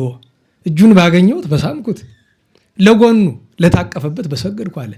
ደራሲው ደግሞ መልክዓ ጴጥሮስ ጳውሎስ ላይ ዲዮናስዮስን ምን ይላል? እንዲያው እነሱን የዳሰስክበት እጅህን አግኝቼ በሳምኩት ይላል ጴጥሮስ ጳውሎስን። ዮሴፍ ኒቆዲሞስ አካሉን ብቻ አይደለም ዓለምን የቀደሰ ደሙን እኛ ልንቀበለው የማይገባን ያን ክቡር ደም በእጃቸው ነክተዋል። ደሙን ስጋውን ችንካር ነቅለው። ታዲያ ሲሆን እንባቸው ከመግነዙም ከመሬቱም ይወርድ ነበረ፣ ይፈስ ነበረ። ታዲያ እመቤታችን ስታዘን ስታለቅስ፣ ሌሎችም ቅዱሳት አንስት ሲያነቅሱ እነሱ ተሸክመው ሶስተኛው ቀለዮጳ እየረዳቸው ተሸክመው ወስደው እዚያ ስርዓተ ግንዘቱን እየፈጸሙ እያሉ አይኑን ግልጽልጽ አደረገ። አምላክነቱን ሊገልጥ ደነገጡ። እንዲህ ምክንያቱም ምን ይሉ ነበረ? ሞትከኑ መንሥኤሆሙ ለምውታን ደከምከኑ መጽንዔሆሙ ለድኩማን። አንተ ደካሞችን የምታጸና አንተ ደከምክ፣ ሙታንን የምታስነሳው አንተ ከሃሊ አንተ ሞትክ እያሉ ምን እንደ ፍጡር እንደሱ ትሉኛላችሁ? ጌታ ሆይ ምን እንበል አለ። ተመልከቱ አላቸው። ቢመለከቱ ሚካኤል፣ ገብርኤል፣ ሩፋኤል ሊቃነ መላእክት በሙሉ እንደ ሻሽ ተነጽፈው ቅዱስ እግዚአብሔር ቅዱስ ኃያል ቅዱስ ሕያው ዘኢይመውት ኪዳን ጸሎተ ኪዳን ያንን አዩ። እንዲያ እያሉ ገንዘው ቀብረውታል። ኋላም በረፍታቸው ጊዜ ምን ብሏቸዋል? ክቡራን እደው ዮሴፍና ኒቆዲሞስ እናንተ እንደገነዛችሁኝ፣ እንዳከበራችሁኝ፣ እንደሳማችሁኝ ክቡር ሥጋዬን እንደሳማችሁት እኔም አከብራችኋለሁ፣ ስማችኋለሁ። ወአነብረክሙ ዲበ መንበረ ሶፎር ሰማያዊ፣ በሰማያዊ የዕንቁ ዙፋን አስቀምጣችኋለሁ ብሎ ዛሬ በዚያ ነው የሚኖሩ በብርሃን ዙፋን ተቀምጠው። በረከታቸው ይደርብን። ሌላኛው ደግ ቅዱስ ሰማዕት ሕፃኑ የ12 ዓመቱ ታዳጊ ቅዱስ አቦሊ ዓመታዊ በዓሉ ነው ዛሬ። ቅዱስ አቦሊ ሰማዕት አባቱ ንጉሠ ነገሥት መሆን የሚችል እናቱ የንጉሥ ሚስት ቅድስት አውክልያ ቤተ መንግስት መንነው ታሪኩ ሰፊ ነው። ገድሉ አለላችሁ። ገድለ ገላውዲዮስ ባለፈው ያሳተምነው የለም ቀይ ሽፋን ያለው እዛ ውስጥ እኮ አለ።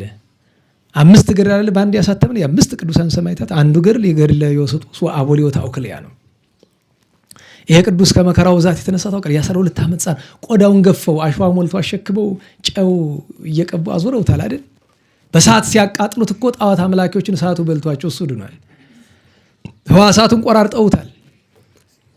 እና አንድ ጊዜ የሚገርማችሁ ነገር የቅዱሳን ነገር ያ ሁሉ ሲያሰቃየው ዝም ብሎ አንድ ጊዜ አብጥልማኮስ የሚባለው መኮንኑ የሀገረ ብስጣው መኮንን ጌታችን ላይ የማይገባ ነገር ተናገረ። ስድብ ነገር ማለት ነው። ሁለቱ ስብሐት ቅዱስ አቦሊ ተበሳጨ። ይሄን መታገስ አልችልም፣ እንደውም አንተ መሰሪ ነህ አለው መኮንኑ ቅዱስ አቦሊ። እኔ መሰሪ አይደለሁም፣ ግን በፈጣሪ ላይ የማይገባ ነገር ተናግረሃልና አሁን ማረግህን ታያለህ አለና እሱን ያደረበት ጸላይ ስናት አለ አይደለም እነቀውና ሰቃየው ብሎ አዘው ትእዛዝ ነው። አንፈራፍሩ መኳንን ተመቶ ኧረ እባክህ ተብሎ ተለምኖ እንደገና በልሽ ልቀቀው ያስፈልጋል። እንደዚህ አንቆ ማፈራፈርም አለ። እንደዚህ ተናገርክ እንደዛ ተናገርክ ምናምን አይደለም። ተው በክርስቶስ ክብር ላይ በእመቤታችን በቅዱሳን ክብር ላይ አራ ሌላም ነገር አለ። ክፉ በጎ መነጋገር ብቻ አይደለም። እዚያም እልፍ ያለ ነገር አለ። እውነቴን ነው። ቅዱሳን ራሱ በጣም ለጌታችን ክብር ያስባሉ እና የቅዱስ ዛሬ ሰማዕትነቱ ነው። የመነኮሳት አባት የተባለ አባታችን አባ ጰላሞን ዓመታዊ ባሉ ነገ አትናሲያ የጰራቅሊያ ናቸው። የሁሉም በረከት ያሳድርብን። ታምሯን የእመቤታችን ቅድም በጎዳናው ተነጋግረናል አይደለም? ውስጠናል አይደል? 2-3 ታምር። ስለዚህ ትርጉም ብቻ እንዲና ዛሬ መግቢያ ስለሆነ ሰዓቱም እንዳይሄድብን እሱን እናንሳ። መልካ ውዳሴ ነው የምናይ ብያችሁ የለም? ታዲያ መልካ ውዳሴ ሲነሳ ሙሉን በአንድ ቀን ማድረስ ከፈለጋችሁ ሰላም ለኪ አንድ ጊዜ ነው። በየቀኑ የምታደርሱ ግን በየማንሻ ሁሉ ሰላም ለኪና ተአብዮ አለ። ገብቷችኋል? በየዕለቱ ለምሳሌ የዕለቱ ውዳሴ ማርያም የሚደግም ሰው ዛሬ ሰላም ለኪ ብሎ የሰኞን ከደገመ በኋላ በሚቀጥለው ቀን አይ ትናንት ብየዋለሁ ብሎ መተው አይችልም። ደግሞ ይደግማል ሰላም ለኪ ተብሎ። ልክ እንደዚያ እዚህ ባጭሩ ነው የሚባል በእርግጥ ሰላም ለኪ ግን እንደዚያ ነው። ለሁሉም ሰላም ለኪን ስለለመዳችሁት ሁላችሁ እስቲ እናንተ በሉ። እኔ አይደለሁም መመራችሁ እናንተ በላችሁ በሉ። እስቲ ሰላም ለኪ በሉ። ቀጥሉ በደንብ በሉ እንጂ ማርያም እምነ ምን እሺ እሺ እሺ ጥሩ። እኔ ደግሞ ሌላ ጎንደሬ ሰላም ለኪ ላስጠናችሁ ነው። ያው ሆኖ ግን ትንሽ ስርዋጽ ያለው የማን ይባላል? የአፄ ዘርዓ ያዕቆብ ነው። ግን ያው እኛ ለምንጠቀምበት ጊዜ ሰላም ለኪ እንዘንሰግድ ንብለኪ ንግሥተ አድኅኖ ማርያም እምነን አስተበቋኪ እማርዌን አዊ ተማሂፀነ ብኪ በእንተሃና እምኪ ወያቄም አቡኪ ማህበረነ ዮም ድንግል አድኅኒ ወባረኪ። ዜማ ልናመጣ ነው። ታዲያ ደብረ አባዮች ደብረ አባይ አይደለም መጮኸው። እኔ ደብረ አባይ አላውቅም አልተማርኩም። ስለዚህ የራሴን ነው የተማርኩትን አባቶቼ የሰጡኝን ነው መጮኸው። ሰላም ለኪ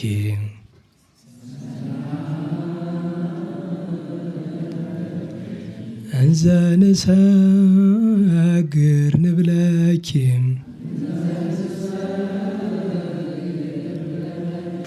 ንግሥተ አድኅኖ ማርያም እምነን አስተበቋኪ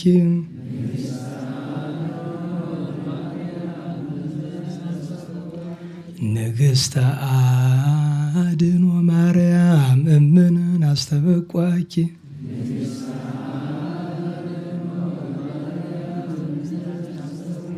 አልተያዘላችሁም።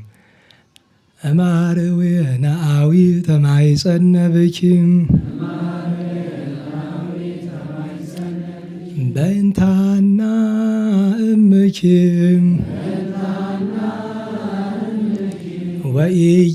ወኢያቄም አቡኪ ማህበረነ ዮም ድንግል ባረኪ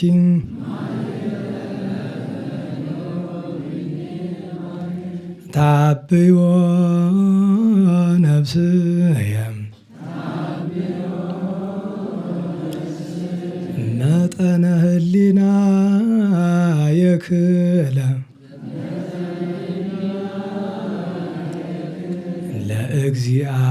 ለእግዚአብሔር ወልድኪ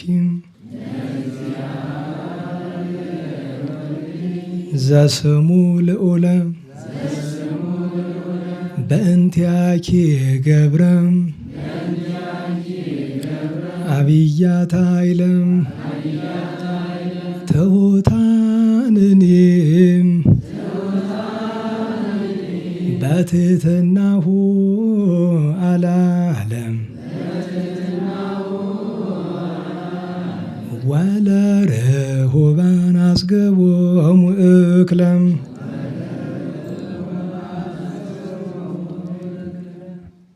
ፈቀደ እግዚእም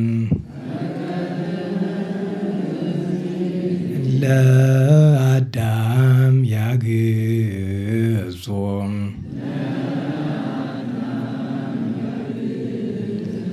ሥጋኪ ንጹሐን እስመ ረሰየ አራዞም ማርያም ህሉት ለምህረት ወለናዘዞም ይቅባኒ እፍረተ ጽድቅ ወያምዘኒ አምዞም የማነ እድየኪ እድየ እሂዞም። እንግዲህ ለማሳያ ያክል ነው። እንግዲህ እንዳልኳችሁ እኛ የተማርነው እንዲያ ነው። ደብረ አባይ ጥሩ ነው በጣም አሁን ለጉሮሮ በደንብ ይመቻል። እኛ ደግሞ ይህንን ነው የምናውቀው። ለሁሉም ሰላም ለኪ ሰላም ታውቃላችሁ። እቺ ሰላም ለኪ ጸሎት ሞት ያስነሱባታል፣ ድዊ ይፈውሱባታል። እኔ ይገርመኛል። አንድ ሰው ይቅርብኝ አንዳንዱ ነገር እንዲያ ቅር እንዳላሰኝ ብዬ ደግሞ ይታወቃቸዋልና አንዲቱን ብቻ ልናገር። ለምሳሌ የሆነ ሰው ታሟል፣ መፍትሄ አጥቷል፣ ሰውነቱ አልቆ ዊልቸር ላይ ተቀምጧል፣ ያልሞከረው ነገር የለም እና ከዚያ የሆነ ሰው ደግሞ በሌላ ስፍራ ያለ በምናኔ በገዳሚ ያለ ይመጣና ጠባቂው ተነስ ብድግ ውሃ አምጣ ጸሎት ሰላም ለኪ በል ሰላም ለኪ ጸሎት እግዚእትነ ሂድና ከተማ እንደዚህ አይነት ሰው በዚህ ቦታ አለ ሂድና ሰጠው። ተሰጠው እና ተመልስ ሄዶ ሰጠው ጠጣ ብድግ ብሎ ሄደ። መቼ ነው? የሆነ ወራት አካባቢ በፊት ምናምን እንደዛ ብቻ እንዳልኳቸው የዘመን ነገር ግልጥልጥ አላረገውም። ግን እግዚአብሔር ዛሬም አለ ሰላም ለኪ ዛሬም ስራ ይሰራል። ታስታውስ ከሆነ አባታችን ሰማዕቱ አቡነ አምሃ ጊዮርጊስ የደብረ ሞጊ ነው የጎንደር ላይ የተሰዉት ሰማዕት በወቅቱ የነበሩት ንጉሥ መታችሁ እንዳትወቅሱኝ ብለው በሁለት አጋስስ ወርቅ ልከውላቸዋል እና መነኮሳቱ አንዳንዶቹ አይናቸው ወደ ወርቁ ሲሳባዩና ልጆቼ ከጸሎተ ማርያምና ከዚህ ወርቅ አሏቸው። ወርቁን እንዳይሉ ችግር ነው። ጸሎተ ማርያም እንዳይሉ ወደ ወርቁ ተስቧል። በሉ ልጆቼ እኛ እንምረጥ፣ ራሱ ይምረጥ።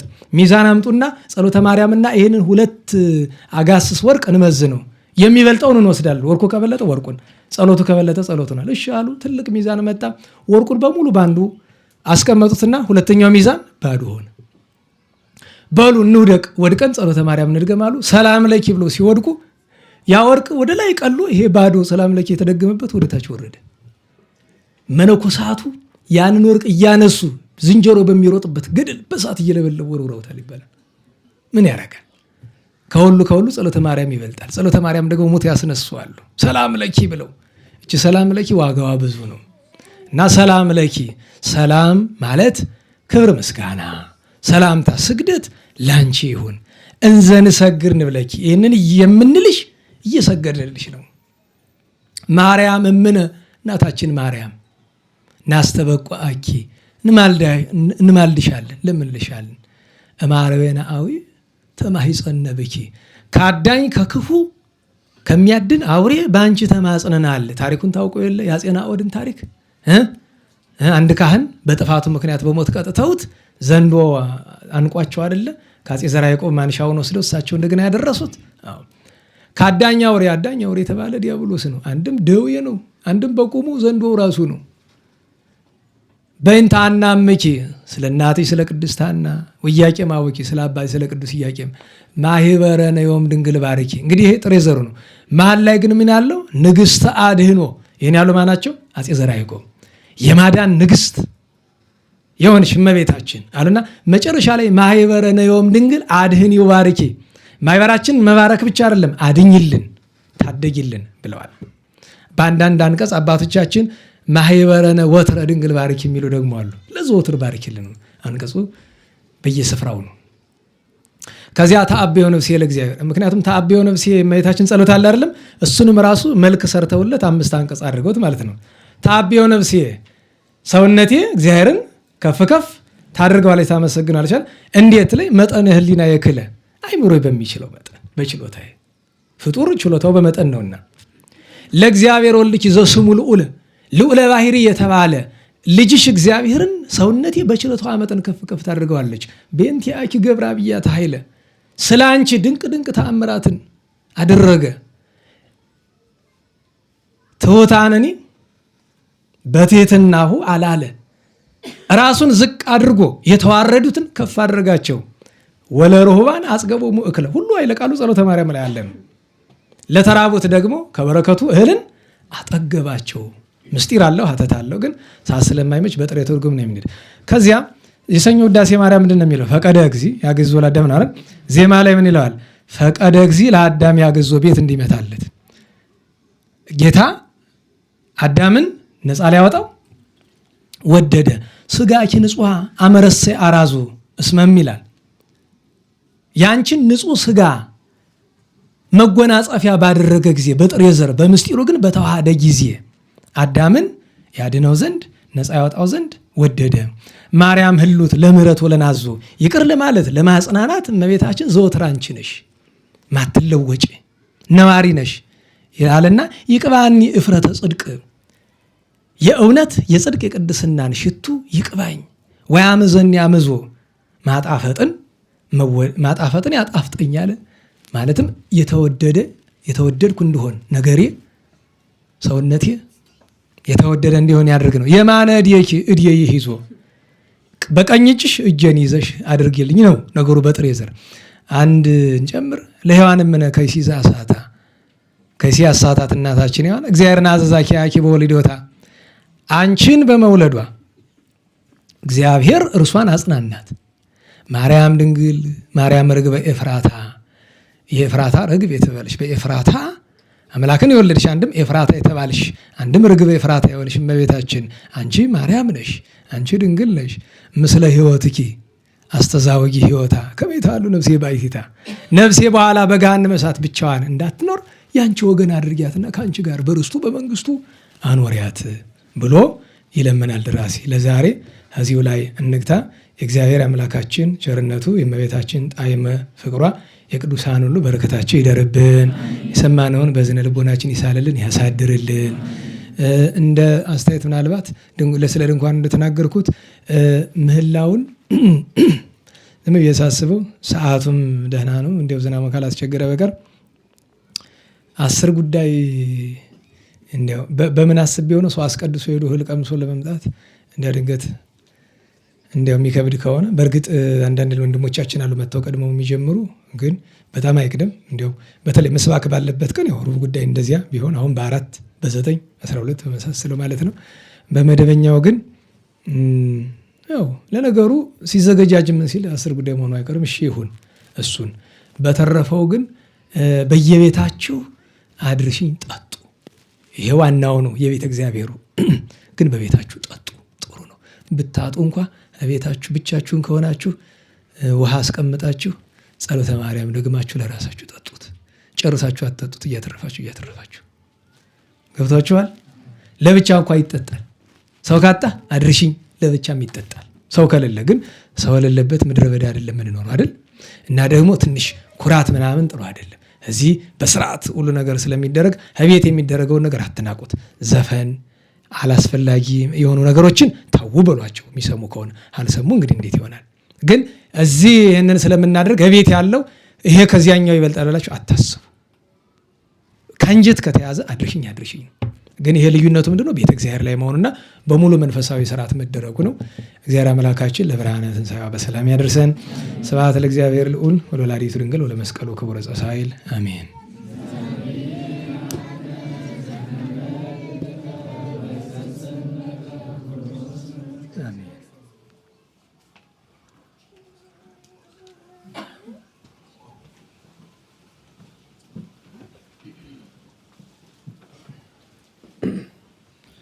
አሜን። በመምህራችን ላይ አድሮ ያስተማረን የመከረን የገሰጸን አምላከ ቅዱሳን እግዚአብሔር አምላክ የተመሰገነ ይሁን። በድጋሜ ለመምህራችን እግዚአብሔር ይስጥልን፣ ቃለ ሕይወት ያሰማልን፣ የአገልግሎት ዘመናቸውን ያርዝምልን። ከዚህ በመቀጠል ለጸሎት እንነሳ።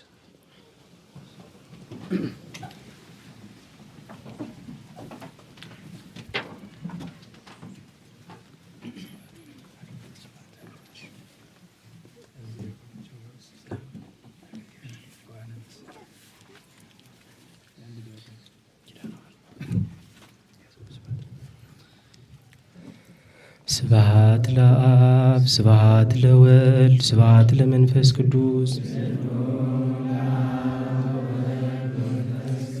ስብሐት ለአብ ስብሐት ለወልድ ስብሐት ለመንፈስ ቅዱስ ስብሐት ለአብ ስብሐት ለወልድ ስብሐት ለመንፈስ ቅዱስ ስብሐት ለእግዝእትነ ማርያም ድንግል ወላዲተ አምላክ ስብሐት ለመስቀለ እግዚእነ ኢየሱስ ክርስቶስ ክርስቶስ በምህረቱ ይዛከረነ አመዳግም ምጽአቱ ያስተሐፍረነ ለሰቦተ ስሙ ያንቀሐነ ወበአምልኮቱ ያጽንዐነ እግዝእትነ ማርያም አይርጊ ጸሎተነ ወአስተስሪ ኩሎ ኃጢአተነ ቅድመ መንበሩ ለእግዚእነ ለዛብልዐነ ዘንተ ህብስተ ወለዛስተየነ ዘንተ ጽዋዐ ወለዘሰርዐ ለነ ሲሳየነ ወአራዘነ ወለዘተአገሰ ለነ ኩሎ ኃጢአተነ ወለዘወሃበነ ሥጋሁ ቅዱሰ ወደሞ ክቡረ ወለዘአብጽሐነ እስከ ዛቲ ሰዓት መልዓለ ምሕረቱ ነሀብሎቱ ስብሐተ ወአኮቴተ ለእግዚአብሔር ወለመስቀሉ ክቡር ይትአኮት ወይሰበሕ ስሙ ለእግዚአብሔር ወትረ በኩሉ ጊዜ ወበኩሉ ሰዓት ስብሐት ለአብ ወወልድ ወመንፈስ ቅዱስ ይእዜኒ ወዘልፈኒ ወለዓለመ ዓለም አሜን። አውሎግሶን አውሎግሶን አውሎግሶን በእንተ አብ ወወልድ ወመንፈስ ቅዱስ አቀበት ለወጡ ቁልቁለት ለወረዱ ርትብለት የሰባቸው ደረቅ ለነደደባቸው ለረዱ ለተራዱ ለዘከሩ ላዘከሩ ስመ እግዚአብሔር ስመ ማርያም ድንግል ስመ ቅዱሳን ለጠሩ እግዚአብሔር አስበ ቅዱሳን ይሰብልን። ጸሎተ እግዝእትነ ማርያም ንበል። ሰላም ለኪ እንዘንሰግድ ንብለኪ ማርያም ምነን አስተበኳኪ እማርህና የተማይጸነብኪ በእንታና መኪ ውያቄ ማውኪ ማይበረኔዮም ድንግል ባረኪ ጸሎተ እግዝእትነ ማርያም ድንግል ወላዲተ አምላክ ታቤ ነፍሴ ለእግዚአብሔር ወተታሰይ መንፈሴ በአምላኬ መድኃኒየ ስመሬ ማማ ለአመቱ ናሆም ይእዜሰ ያስተበጽኡኒ ኩሉ ትውልድ እስመ ገብረ ሊታይ ላብያቶ ቅዱስ ስሙን ወሳይሎኒ ለትውልደ ትውልድ ለለ ይፈርህዎ ገብረ ኃይለ በመዝራይቱ ዘሮም ለለ አብብ ህሊና ለቦሙ ወነሰቶሙ ላየላነ መናብርቲሆሙ አይቤሆሙ ለትቷን አጽገሞም በረከቱ ለሩባን ወፍናው መራቆሙ ለቡላኑ ተወክፎ ለእስራኤል ቆሊቦ ተዘከረ ሳይሎ ዜቤሎሙ ለአበዊነ ለአብርሃም ወለዘሩ እስከ ለዓለም ባረክነ ቅድስና አንጸነ እግዝእትነ ፍትነ ማይሰሪው ለሰይጣን እሙ ለመድን ወለተ ብርሃን ኦ መዝገበ በረከት መዝገበ ቅዱሳት መዝገበ ንጽ መዝገበ ራእይ መዝገበ የዋሃት ባረክነ በእዴኪ በከመ ባረኪዮ ለኤፍሬም ፍቁርኪ በበረከተ ወልድኪ ወአብ ወመንፈስ ቅዱስ ስብሐት ለአብ ወወልድ ወመንፈስ ቅዱስ ለዓለሙ ለዓለመ ዓለም። አፉየ አስተንፈሰ ወልሳኔ አልወሰሰ ለክብረ ፍልሰተ ድንግል ሶባ ቀርብ ተውዳሰ ማርያም ዘኮንጂ ቅድስተ ቅዱሳን መቅደሰ በቅድሜኪ እግዝእትየ መረከብኩ ሞገሰ በየማነኪ ባረክኒ ስልሰ አድነነ ባረከነ ርዝቀከ ሀበነ ኃይለ ወመዊዓ ለአግብርትከ ለእለ ነጽየው ስመከ እቀበነ ወሉደ ሕዝብከ ወእጽረነ በኃይለ መላእክትከ ወአጥረ በኩሉ ጊዜ በኩሉ ሰዓት በኃይለ መስቀልከ ርድእ ወፀ መስቀልከ ቤዛዋነ በእንተ አብርሃም በቁርከ ወበእንተ ይስሐቅ ቁልኤከ ወበእንተ እስራኤል ቅዱስከ ተዘከር እግዚኦ ኪዳነከ ፍጡነ ፈን ሳይለከ መርኪያነ ዘፈጠርከ ስራያትያተ እዝከ ወመሃር ተግባረከ እግዚኦ ታጥፍአነ በእንተ ማርያም ወላዲትከ ወበእንተ ዮሐንስ መጥምቅከ ወበእንተ ኩሎሙ ቅዱሳኒከ ረድአነ ወትረ በኃይለ መስቀልከ ኢታስተምረነ እግዚኦ በቅድሜከ እግዝእትነ ናጽሪ አብየነ ጸልይ ለነ ለደቂቅየ ወአድኅነነ እምዳብየ ኀዘን መዓልተ ምስለነ ወሌሊተ ማእከሌነ አንተ እግዚኦ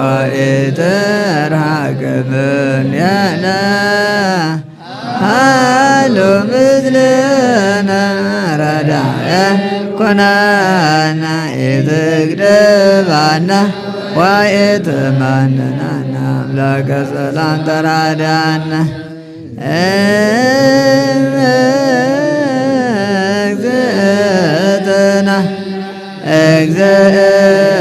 እግዝእትነ ናጽሪ አብየነ ሰላመ ወልድኪ ያንድ ምስልነ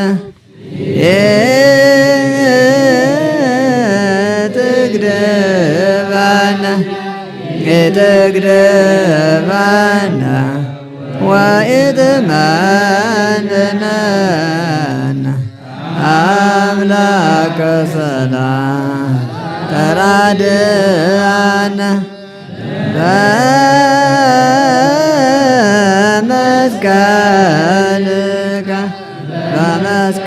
በመስቀልከ ባርከነ መርቆሬዎስ አበኩልነ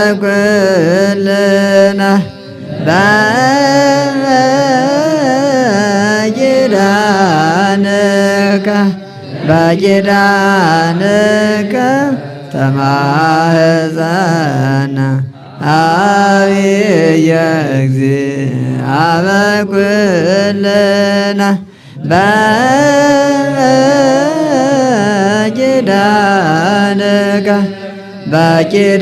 በኪዳንከ ተማህፀነ ዕፀ መስቀል ሞገሰ ኩልነ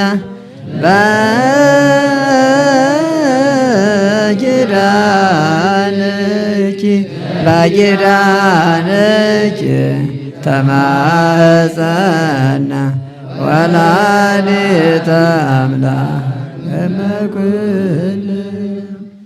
ቸሩ መድኃኔዓለም ፈጣሪያችን በሰላም አስጀምሮ በሰላም ያስፈጸመን ቅዱስ ስሙ የተመሰገነ ይሁን። የእመቤታችን የወላዲተ አምላክ ጣዕሟን ፍቅሯን ያሳድርብን፣ ከቅዱሳን በረከት ይክፈለን።